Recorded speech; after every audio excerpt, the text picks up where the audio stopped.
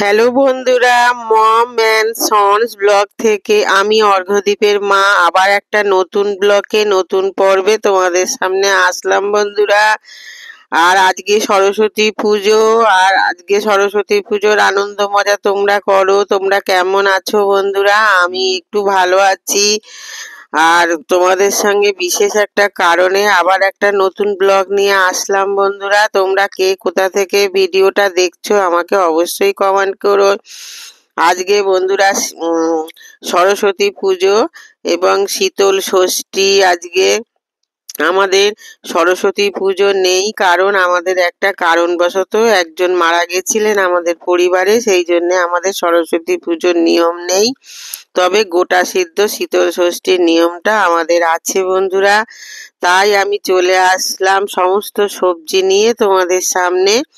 আজকে সরস্বতী পুজো, আজকে সন্ধেবেলা আমাদের গোটা সিদ্ধ তৈরি হবে, তার জন্যে ষষ্ঠী বলে সবই 6 রকমের করে সবজি আনতে হয়। আর এখানে শীষ পালং অবশ্যই লাগে। আর এই দেখো গোটা মুগ আর সবজি সব রকম 6 রকমের সবজি আছে, যেরকম বেগুন, সাদা শিম, মিষ্টি আলু বা রাঙা আলু তোমরা যা বলো, গোল আলু, এইভাবে 6 রকম সবজি আমাদের নিতে হয়। নিয়ে আমাদের এই গোটা সিদ্ধটা তৈরি করতে হয়। এই গোটা সিদ্ধটা তৈরি করতে আমাদের করতে হয়, কারণ এটা একটা ষষ্ঠী, এটা স্বামী সন্তানের মঙ্গলের জন্যে, সংসারের মঙ্গলের জন্যে এই ব্রতটা করতে হয়। শাশুড়ি মা আগে করতেন, এখন শাশুড়ি মা মারা গেছেন, তাই আমরা আমাদের সংসারের মঙ্গলের জন্যে আমরা এই নিয়মটা করি। আর আমাদের গোটা সিদ্ধ নিয়মটা আমাদের পরিবারে আছে, শ্বশুরবাড়ির পরিবারে। আর আমি এটাকে পালন করি, কেননা সংসারের মঙ্গলের জন্য আমি যা করার দরকার সেটা আমি করতে চাই। কেন আমি চাই যে আমার সংসারে, আমার পরিবারে সবাই ভালো থাকুক, তার সাথে তোমাদেরও আমি ভালো কামনা করি, তোমরাও যাতে ভালো থাকো, সুস্থ থাকো বন্ধুরা। তা আমি সরস্বতী পুজোর দিন একটুখানি বাজারের দিকে চলে গেলাম, কেননা আমার কাঁচা হলুদ লাগবে।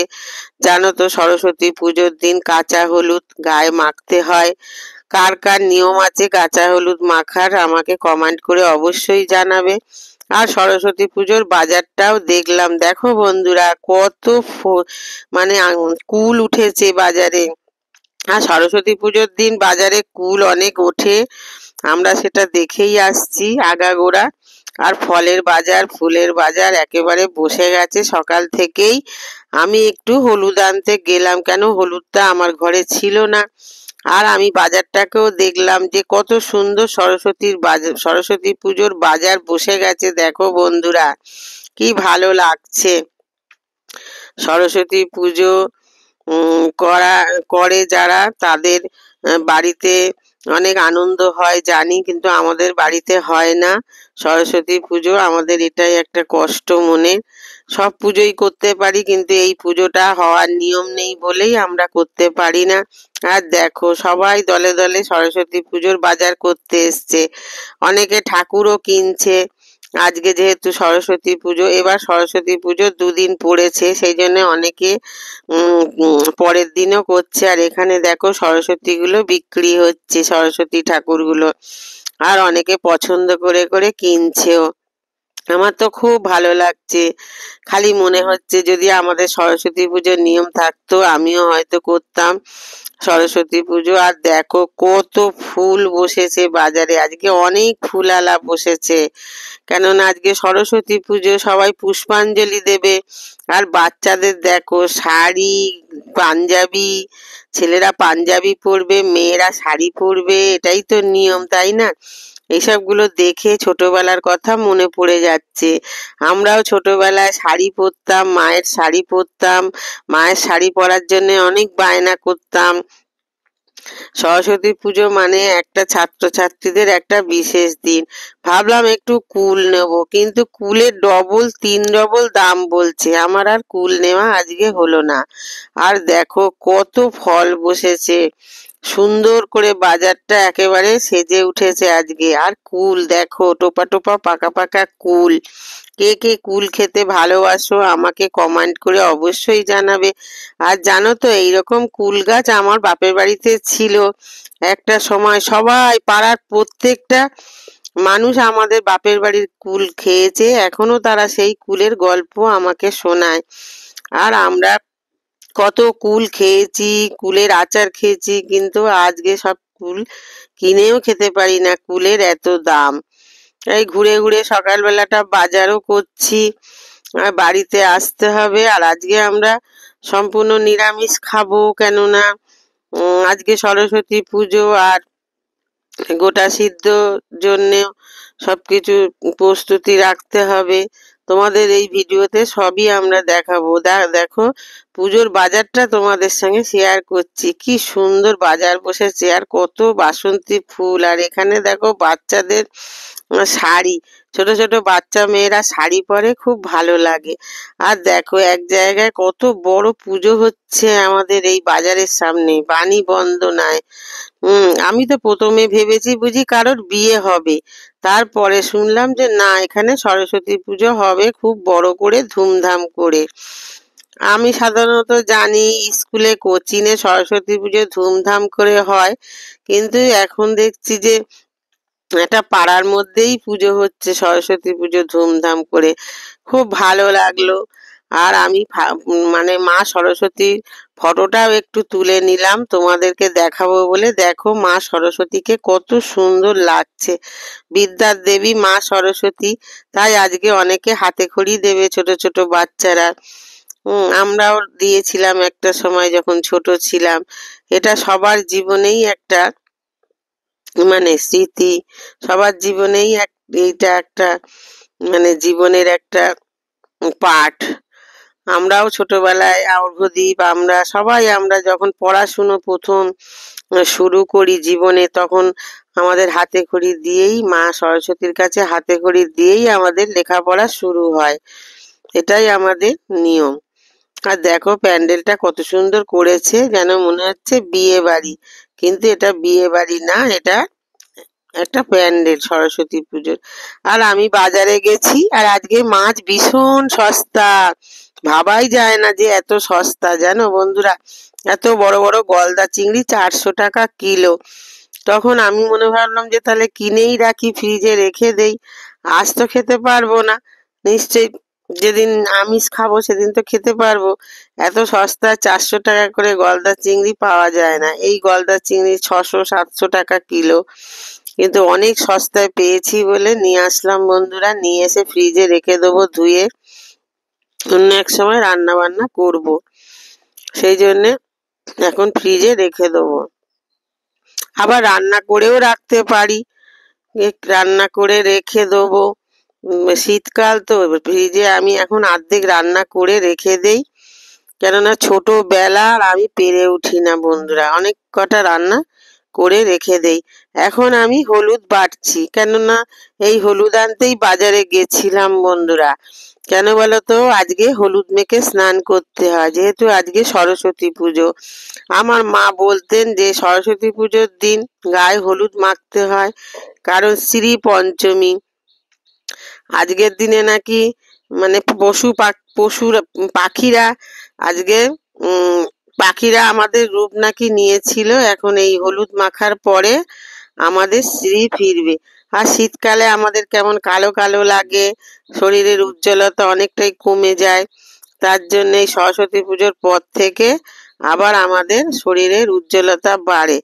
এই হলুদ গায়ে মেখে একটু সরিষার তেল দিয়ে দিলাম, খাঁটি সরিষার তেল। আর আমি একটু মেখেও নিলাম। মেখে নিলাম কিছুক্ষণ, চানের কিছুক্ষণ আগে হলুদ মেখে নিলাম। আর অর্ঘ্যদীপ খালি বলছে আমার কপালে একটু ছুঁয়ে দাও, ও হলুদ মাখতে চায় না, ওর বাবা একটু মাখলো। এতগুলো হলুদ কি করব, আমি মেখে নিলাম। এইভাবে সরস্বতী পুজোটা কাটলো সারাদিন। তারপরে আমি একটু খাওয়া দাওয়া করে রেস্ট নিয়ে চলে আসলাম গোটা সিদ্ধর প্রস্তুতি নিতে। এটা যেহেতু সম্পূর্ণ নিরামিষ আর একটা ঠাকুরের একটা ভোগের জিনিস, তাই জন্য আর রান্নাঘরে আঁশের মধ্যে আর রান্না করলাম না, সবই নিরামিষ, কিন্তু এটা শুদ্ধভাবে রান্না করছি সংসারের মঙ্গলের জন্যে। আর জানো তো আমি ঠাকুরের রান্না বান্না সব আমি এই রান্নাঘরেই করি, সেই জন্য এটাও একটা ঠাকুরের রান্না ভেবে আমি ওপরে দোতলা রান্নাঘরে চলে আসলাম। এখন আমি বানাবো গোটা সিদ্ধ। এই দেখো দেশলাইটাও জ্বলছে না। আর অর্ঘ্যদীপ তো আমার হচ্ছে, অর্ঘ্যদীপ সবকিছু ফটো তোলে ভিডিওর, ওই জন্য ওকে তোমরা দেখতে পাও না। হুম, ও সুন্দর এডিট করে এবং সুন্দরভাবে ও ফটো তোলে, সেই জন্য ওর বাবা অতটা ভালো তুলতে পারে না, কিন্তু ও সুন্দর করে ফটো তোলে ভিডিও করে বলে ওকে তোমরা দেখতে পাও না ভিডিওতে বেশি, কেন ও ব্যস্ত থাকে অন্য কাজে। আমি যে ভিডিওগুলো করি সেইগুলোর ফটো সব ওই তোলে, ওই সব কিছু সুন্দর করে তোলে। ও ফটোগ্রাফার হয়ে গেছে এখন, খুব সুন্দর ফটো তোলে ও। এই দেখো এখানে ছটা আছে। মানে প্রথমে আমাদের এই শাক, পালং শাক আর সাদা সিম আমাদের অবশ্যই লাগবে। সাদা সিম না পেলে তখন কালো সিম দিতে হবে, আর কি বলবো। এই ছটা সবজি এইভাবে ছটা ছটা করে রেখে দিয়েছি। কড়াইশুঁটি ছটা, মিষ্টি আলু ছটা, বেগুন ছটা, এইরকম ভাবে। এই বেগুনগুলো জানো 100 টাকা কিলো। এখন কিন্তু বেগুনের দাম কমে গেছে, কিন্তু এই বেগুনগুলো যেহেতু এই গোটা সিদ্ধ লাগে, বেগুনের অনেক দাম। এই ছটা বেগুন, ছটা রাঙা আলু, ছটা গোল আলু, এই সমস্ত কিছু দিয়ে সবজি দিয়ে আজকে আমাদের গোটা সিদ্ধ ডালটা বানানো হবে। আর এই গোটা সিদ্ধ ডাল আমরা আমাদের পরিবারের মানুষদের এবং আমাদের বন্ধু বান্ধবের মধ্যে সবাইকে আমরা পাঠিয়ে দেই, যেরকম মানুষ প্রসাদ পাঠিয়ে দেয় এরকম আমরা পাঠিয়ে দেই। এই গোটা সিদ্ধ ডালের অপূর্ব স্বাদ হয় বন্ধুরা। তোমাদের বাড়ি কাদের কাদের গোটা সিদ্ধ আছে আমাকে অবশ্যই কমেন্ট করে জানাবে। এটা কিন্তু সবার থাকে না জানো তো, আবার অনেকের থাকে আবার অনেকের থাকে না এই গোটা সিদ্ধ। আমার যেরকম বাপের বাড়িতে গোটা সিদ্ধ নিয়ম নেই, কিন্তু আমার শ্বশুর বাড়ির নিয়মে গোটা সিদ্ধ আছে, তাই আমাকে করতে হয় সংসারের মঙ্গলের জন্যে, স্বামী সন্তানের মঙ্গলের জন্যে। আমরা মেয়েরা কত কিছুই করে থাকি বন্ধুরা, বলো। আমরা নিজের কথা অত ভাবি না, কিন্তু সংসারের জন্য, স্বামীর জন্য, সন্তানের মঙ্গলের জন্য আমরা কত না বার ব্রত করে থাকি। তার মধ্যে এটাও একটা ব্রত। তাই জন্য বন্ধুরা সবজিগুলোকে ভালো করে ধুয়ে নিলাম। এইবার আমি কড়াই ভালো করে পরিষ্কার করে ধুয়ে এনে কড়াইয়ের মধ্যে এই গোটা মুখগুলো দিয়ে দিলাম। এইবারে পরিষ্কার জল দিয়ে আর এ সমস্ত সবজি দিয়ে সিদ্ধ বসিয়ে দেবো। এতে কোনো মশলা লাগে না বন্ধুরা, এটা গোটা সিদ্ধ মানে গোটা সিদ্ধ। কিন্তু নামানোর সময় একেবারে সিদ্ধ তো ভালো লাগে না খেতে, ওই নামানোর আগে একটুখানি নুন, একটু সামান্য হলুদ আর একটু তেল দিয়ে দেই আমি। আর ছটা কাঁচা লঙ্কাও দিয়ে রেখে দিয়েছি।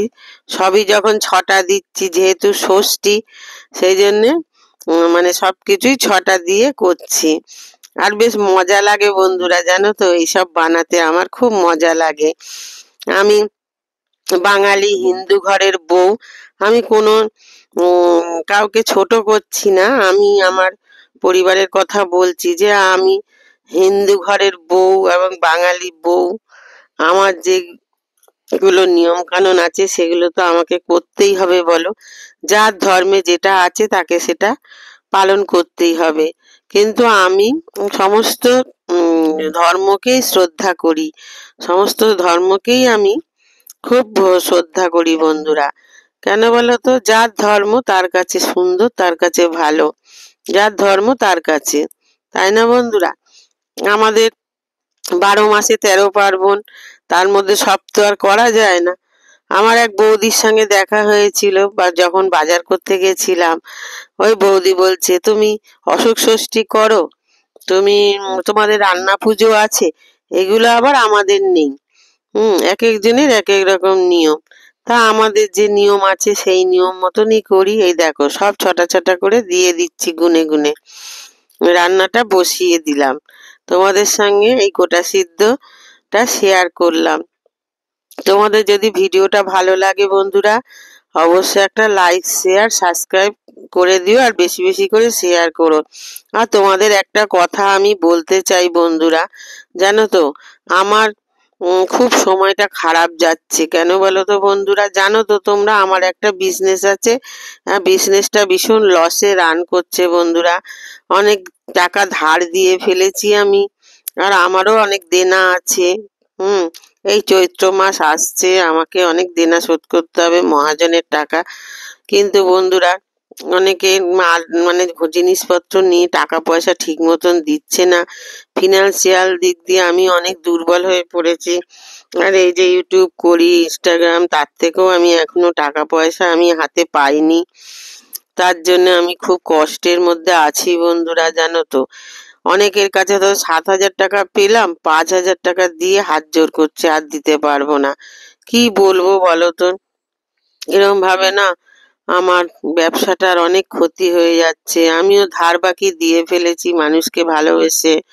কি করব বলো? আমার স্বামী চাকরি করে, কিন্তু স্বামীর আছে, বাবার আছে, সেগুলো তো এখনকার দিনে দেখলে হবে না। নিজের পায়ে নিজে দাঁড়াতে হবে, নিজেকে স্বাবলম্বী হতে হবে। প্রত্যেক মেয়েরই এখন স্বাবলম্বী হওয়া দরকার। কেন বলো তো বন্ধুরা? এখন ছেলের, স্বামীর কারোর ভরসা করা যায় না, বুঝলে বন্ধুরা। নিজের পাটাকে শক্ত করতে হয়। তাই আমি ব্যবসাটা অনেক কষ্ট করে দাঁড় করিয়েছিলাম, কিন্তু আমার শারীরিক দিক দিয়ে অসুস্থতার জন্য ব্যবসাটা ঠিকমতো চালাতেও পারছি না। আর আমার অনেক টাকা বাজারে পড়ে আছে, টাকা পয়সা পাচ্ছিও না যে নতুন করে ভালো করে ব্যবসাটা করব জমিয়ে। খুব কষ্টের মধ্যে আছি। তোমরা যদি পাশে থাকো, আমাকে সাহায্য করো, আমার পাশে থাকো বন্ধুরা, তাহলে আমি খুব উপকৃত হব। তোমাদের ভালোবাসা, তোমাদের সাপোর্ট আমার খুবই দরকার এই সময়। আমি ফিনান্সিয়াল দিক দিয়ে অনেক কষ্টে আছি। আমার স্বামী রিটায়ার হয়ে যাবে, চাকরি বেশি দিন নেই। ছেলেরও সেইভাবে মানে একটা প্রতিষ্ঠিত চাকরি বাকরি নেই। এই কষ্টের মধ্যে আমি আছি। তোমাদের পাশে থাকাটা বন্ধুরা খুবই দরকার আমার। তোমরা পাশে থাকলে, তোমরা ভালোবাসলে আমি হয়তো অনেক দূর এগিয়ে যেতে পারবো। তোমরা পাশে থেকো বন্ধুরা, আর আমার এই ভিডিওটা বেশি বেশি করে তোমরা শেয়ার করে দিও। আর তোমরা কে কোথা থেকে ভিডিওটা দেখছো বন্ধুরা, তোমরা অবশ্যই আমাকে কমেন্ট করবে। আর ভালো লাগলে ভিডিওটা একটা অবশ্যই তোমরা লাইক দিয়ে যাবে বন্ধুরা। এই তোমাদের সঙ্গে একটাই অনুরোধ। আর দেখো গোটা সেদ্ধটা আমি তৈরি করছি। সমস্ত কিছু দিয়ে ভালো করে সিদ্ধ করতে হবে। একটু নাড়ছি চাড়ছি। দেখো ডালটা আমার সিদ্ধ প্রায় হয়ে গেছে। ডালটা আগে থেকে ভিজিয়ে রেখেছিলাম বলে সিদ্ধ হয়েছে। এই ডালটা সহজে সিদ্ধ হতে চায় না বন্ধুরা। আর শাক পাতা এইসবগুলো কত মানে ভর্তি হয়েছিল কড়াইতে, আস্তে আস্তে সিদ্ধ হতে হতে ওইগুলো কমে আসছে। আর আমি জানো তো শ্বশুর বাড়ির কোনো নিয়মই জানতাম না। আস্তে আস্তে সংসার করতে করতে কত কিছুই শিখেছি, কত কিছুই জেনেছি বন্ধুরা। আর শ্বশুর বাড়ির এই নিয়মগুলো আমি করি কেন? আমার সংসারের মঙ্গলের জন্যে। আর আমি জানো তো কারোর ক্ষতি চাই না। আমাকে যারা ভালোবাসে তাদেরও আমি ভালো চাই, তারাও যাতে ভালো থাকে।